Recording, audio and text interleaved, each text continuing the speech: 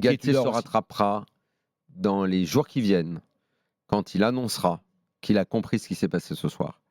Galtier sera très fort. Et je n'exclus pas que perdu pour perdu, sachant la pression qu'il y a au PSG et la façon dont il a mal vécu ce début d'année qui a été très très dur pour lui, bien sûr. Globalement, néanmoins, une situation que tu vis quand tu es dans un club comme le PSG, comme à l'OM, comme quand tu es dans les clubs de cette dimension-là, s'il surmonte, et le fait d'avoir gagné ce soir va lui permettre de garder le crédit pour jouer le Bayern. Je ne sais pas ce qu'il en sera, c'est d'un autre niveau le Bayern, c'est encore autre chose, il commence à être de plus en plus fort aussi. Il y a une piste quand même très sérieuse ce soir, Daniel. Il y a deux choses. D'abord, moi j'avais dit la semaine dernière, ici même après le PSG Lille, que cette victoire tirée par les cheveux, tarabiscotée, elle pouvait changer bien des choses quand même. Et n'empêche qu'elle a changé la semaine du PSG, c'est indiscutable. Et deuxièmement, maintenant, on sait quoi? Que le PSG, c'est une équipe de contre, point à la ligne. Et c'est en jouant comme ça qu'ils peuvent aller très loin. Ça, on le sait, que le tout pour Kylian repose là-dessus. Mais pour que tu joues bien... C'est un PSG qui a 45% de possession ce soir à Marseille. Mais pour que tu joues bien le contre, et que tu occupes la largeur comme ils l'ont occupé, et que tu ne te fasses pas défoncer au milieu, il y a des joueurs comme Verratti qui ont besoin d'être épaulés. Des joueurs très bons, Vitinha, qui ont besoin d'être libérés. Vitinha, au milieu de terrain, est l'homme du match ce soir. C'est lui le meilleur milieu. Et même Lara Fabian, il y a très longtemps, début de saison, 1 ou 2 fois peut-être, même pas début de saison, il n'était pas titulaire, je dis n'importe quoi, c'était plutôt octobre, où il avait fait ses 1 ou 2 bons matchs, ou tout de suite... Tu peux décrypter pour ceux qui n'ont pas suivi. Fabien Ruiz. Les 1 ou 2 bons matchs qu'il avait fait de bien. Là, ce soir, il est pas mal aussi. Il est pas mal aussi.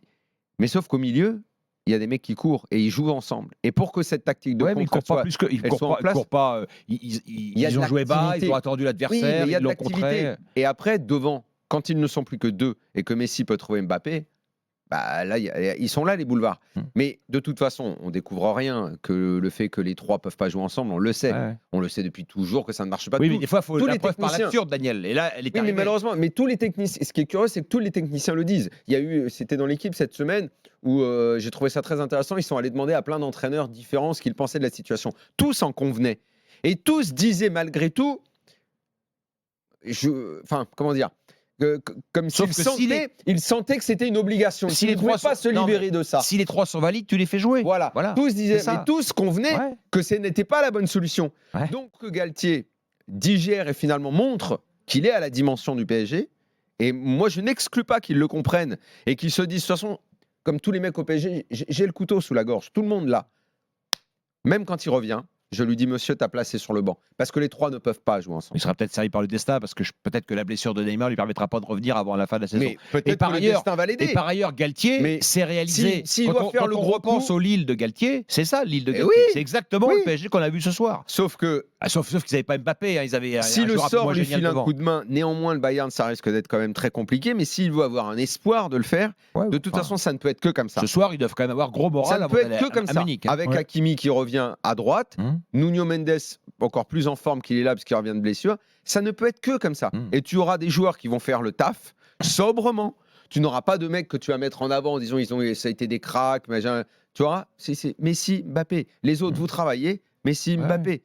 De toute façon, ça ne passera que par un énorme match de Mbappé, on le sait bien. Ça ne peut pas venir d'autre chose. Il ne va pas toutes les semaines croiser Bailly et Nuno Tavares non plus. Ça va, à un moment donné, ça va s'élever quand même. Ça va forcément être plus dur. Là, il a été ça quand va même être plus dur contre le match d'Eric Bailly, c'est quand même. Mais quand je dis que le PSG a pris une leçon, Galtier a pris une leçon ce soir. Moi, je pense qu'au fond, lui, il le sait depuis longtemps. Tout le monde le sait. Campos le sait. Tout le monde le sait.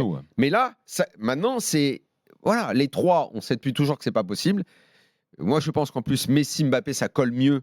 Parce que certains pourraient dire, mais si c'était Messi qui n'était pas là, est-ce que Neymar, Mbappé, ça pourrait fonctionner pareil. Sauf que je ne crois pas qu'il y ait... D'abord, il n'y a pas énormément d'affinité humaine entre eux. Neymar est de plus en plus regardé de travers dans le vestiaire. On sait qu'il y a eu embrouille avec Vitinha.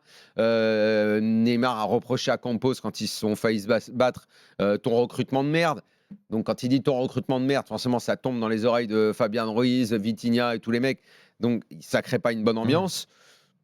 Je pense que Messi-Mbappé, c'est la bonne association pour espérer le résultat. On aura l'occasion